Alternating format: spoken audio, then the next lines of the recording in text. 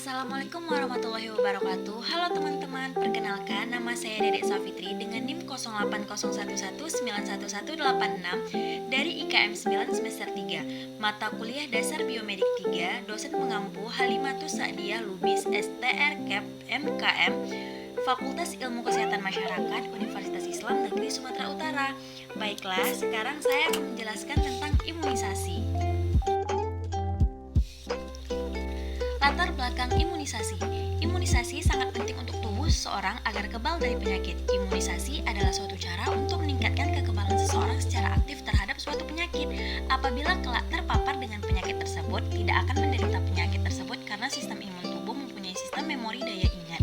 Ketika vaksin masuk ke dalam tubuh, maka dibentuklah antibodi untuk melawan vaksin tersebut dan sistem memori akan menyimpan sebagai pengalaman. Adapun penyakit yang dapat dicegah dengan imunisasi yaitu tuberkulosis, difteri, pertusis, tetanus, hepatitis B, pneumonia, meningitis, polio, dan campak. Nah, menurut data WHO, sekitar 194 negara maupun sedang berkembang tetap melakukan imunisasi rutin pada bayi dan balitanya. Negara maju dengan tingkat gizi dan lingkungan yang baik tetap melakukan imunisasi rutin pada semua bayinya karena terbukti bermanfaat untuk bayi yang diimunisasi dan mencegah penyebaran ke anak sekitarnya. Setiap tahun, sekitar 85-95% bayi di negara-negara maju tersebut mendapat imunisasi rutin, sedangkan sisanya belum terjangkau imunisasi karena menderita penyakit tertentu. Sulitnya akses terhadap layanan imunisasi, hambatan jarak, geografis, keamanan, sosial, ekonomi, dan lain-lain. Dalam Undang-Undang Kesehatan Nomor 36 Tahun 2009 dinyatakan bahwa setiap anak berhak memperoleh imunisasi dasar sesuai dengan ketentuan untuk mencegah terjadinya penyakit yang dapat dihindari melalui imunisasi, dan pemerintah wajib memberikan imunisasi lengkap kepada setiap bayi dan anak. Penyelenggaraan imunisasi tertuang dalam Peraturan Menteri Kesehatan Nomor 42 Tahun 2013. Dasar utama pelayanan kesehatan bidang preventif merupakan prioritas utama. Dengan melakukan imunisasi terhadap seorang anak atau balita tidak hanya memberikan perlindungan pada anak lainnya, karena terjadi tingkat imunitas umum yang meningkatkan dan mengurangi penyebaran infeksi.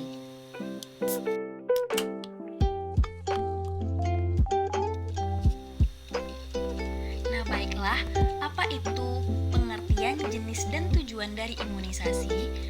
Imunisasi berasal dari kata imun, kebal atau resisten. Anak diimunisasi berarti diberikan kekebalan terhadap suatu penyakit tertentu.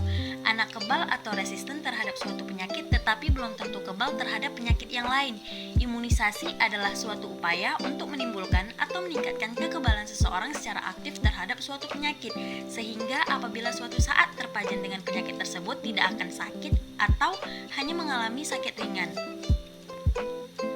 Nah, adapun jenis-jenis dari imunisasi yaitu ada imunisasi hepatitis B, imunisasi polio, imunisasi BCG, imunisasi campak, dan imunisasi DPT, HB, dan HIV.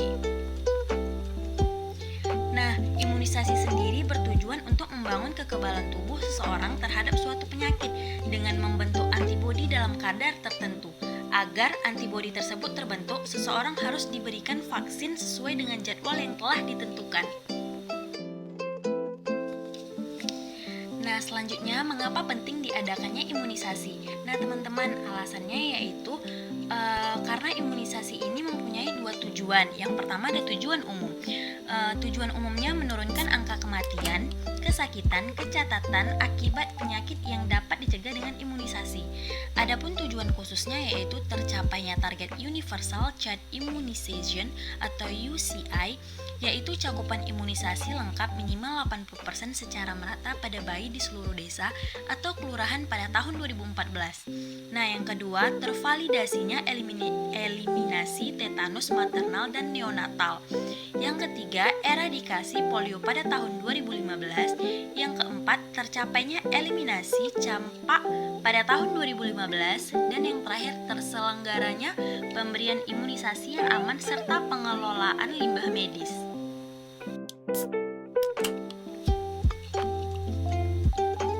Nah, siapa saja yang merupakan sasaran dalam imunisasi? Yang pertama ada sasaran imunisasi pada pada bayi dari 0 sampai 7 hari, bahkan sampai 9 bulan. Nah, yang kedua, sasaran imunisasi pada anak balita, yaitu 18 sampai 24 bulan. Yang ketiga, sasaran imunisasi pada anak sekolah dasar kelas 1 sampai 3 SD. Dan yang terakhir, sasaran imunisasi wanita usia subur. Nah, selanjutnya kapan nih perlu diadakan imunisasi? Berdasarkan jenisnya, pada imunisasi hepatitis B itu dilakukan balita pada saat 0 sampai 7 hari, teman-teman. Selanjutnya pada BCG yaitu pada usia 1 bulan, polio itu pada usia 1, 2, 3, 4 bulan, DPT, HB dan HIV itu pada usia 2, 3, 4 bulan, dan campak itu pada usia 9 bulan.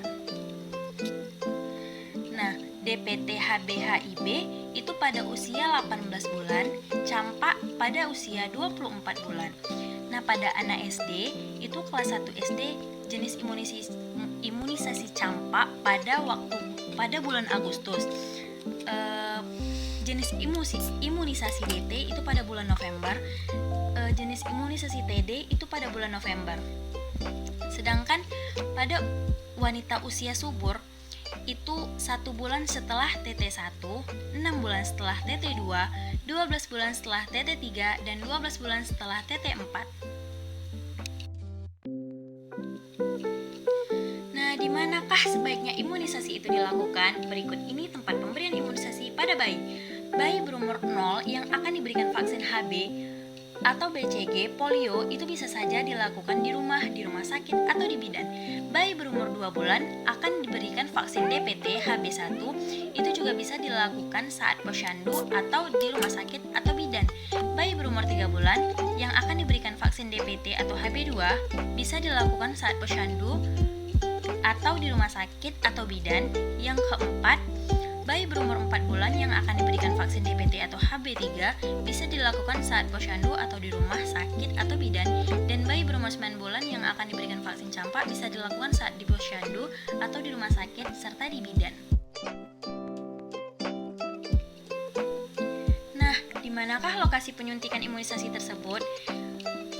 Letak penyuntikan imunisasi ini juga ada tata caranya, teman-teman. Yang pertama yaitu pada vaksin BCG, untuk penyuntikan vaksin ini caranya disebut dengan intrakutan. Untuk posisi jarumnya harus datar. Hal ini agar vaksin bisa masuk ke jaringan lemak. Untuk lokasi penyuntikan, imunisasi dengan cara intrakutan dilakukan di bagian yang peredaran darahnya banyak, contohnya di lengan atau antara bokong dan paha.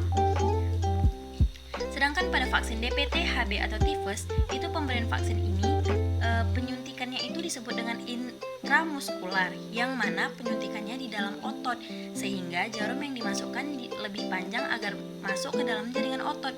Dengan jarum yang panjang tentunya akan mengurangi rasa sakit. Dan untuk lokasi penyuntikan imunisasi ini di daerah yang terdapat pembuluh darahnya banyak dan besar. Jika yang diimunisasi anak berusia di bawah 1 tahun, lokasinya adalah di paha. Sedangkan untuk anak yang lebih besar, lokasi penyuntikannya di lengan atas. Nah, sedangkan campak, itu pemberian vaksin ini penyuntikannya dinamakan subkutan, yang mana penyuntikan dilakukan di bawah jaringan kulit namun sebelum otot.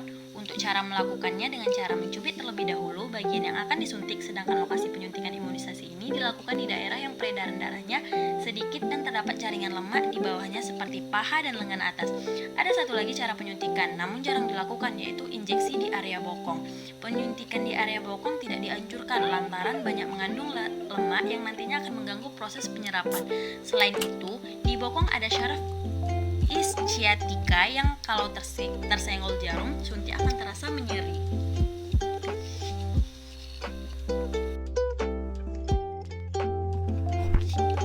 Nah, yang terakhir, bagaimana cara kerja imunisasi atau vaksinasi di dalam tubuh? Baiklah teman-teman, pada dasarnya semua bentuk vaksin bekerja dengan cara yang sama. Ketika seseorang disuntikan vaksin, kandungan pada vaksin dalam tubuh menghasilkan respon atau reaksi imunitas tubuh untuk mempersiapkan tubuh melawan serangan infeksi. Sehingga ketika orang terinfeksi penyakit yang sama dengan kuman di dalam vaksin, tubuh akan menghasilkan kekebalan untuk mencegah perkembangan penyakit tersebut. Selain cara pemberian vaksin, metode pemberian vaksin dalam imunisasi juga berbeda-beda. Beberapa vaksin hanya diberikan sekali untuk seumur hidup, namun ada juga yang perlu diberikan berkala agar kekebalan tubuh terbentuk sempurna. Selain itu, umumnya respon dan kerja imun membutuhkan waktu minimal 2 minggu. Ini berarti perlindungan dari infeksi memang tidak langsung terjadi sesaat setelah vaksinasi dilakukan. Nah, menurut Ikatan Dokter Anak Indonesia, pemberian vaksin dapat merangsang kekebalan spesifik di dalam tubuh sehingga mampu melawan serangan berbagai penyakit berbahaya, mencegah sakit berat, mencegah cacat, hingga mencegah kematian. Manfaat inilah yang mendorong semua negara melakukan vaksinasi rutin kepada masyarakat.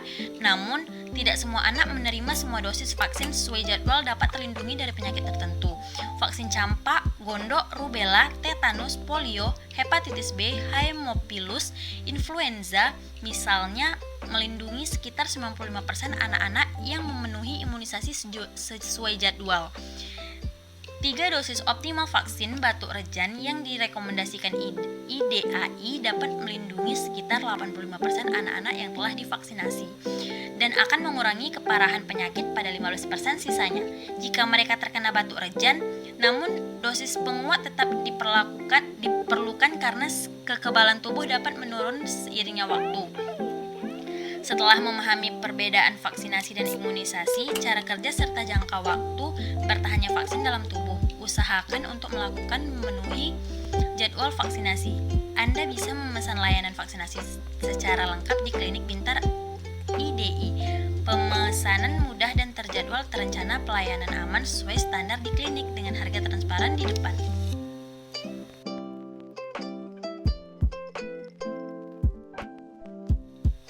Nah, sekian yang dapat saya jelaskan tentang imunisasi. Bila terdapat kesalahan, saya mohon maaf. Saya akhiri dengan wassalamualaikum warahmatullahi wabarakatuh.